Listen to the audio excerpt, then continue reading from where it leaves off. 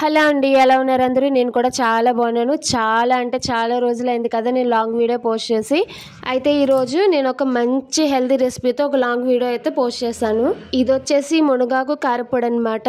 అయితే మనకి మునగాకులో ఎన్ని హెల్త్ బెనిఫిట్స్ ఉన్నాయో అందరికీ తెలిసిన విషయమే.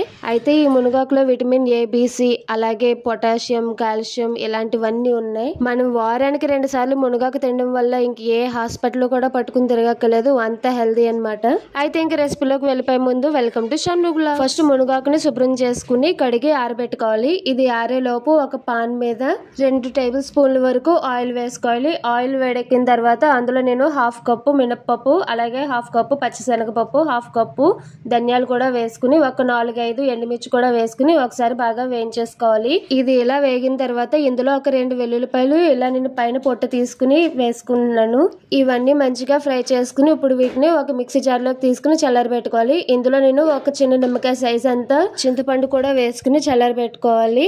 ఇది చల్లారే లోపు నేను ముందుగానే ఆరబెట్టుకున్న మునగాకుని ఒక పాన్ లో ఆయిల్ లేకుండా వేయించుకోవాలి. మీకు బాగా పొడిగా కావాలి అనుకుంటే బాగా ఆరిన తర్వాత వేయించుకుంటే క్రిస్పీగా వేగుతాయి. చూడండి, నాకు ఎక్కడో తడి ఉండడం మూలన ఇలాగ కొంచెం ముద్దగా అయితే మగ్గిందనమాట. ఇప్పుడు దీన్ని పక్కన పెట్టుకుని పూర్తిగా చల్లారబెట్టుకోవాలి. ఇప్పుడు ముందుగానే చల్లారిన పప్పుల్లో రుచికి సరిపడా సాల్ట్ వేసుకోండి. కల్లుప్పు వేసుకుంటే టేస్ట్ ఇంకా బాగుంటుంది.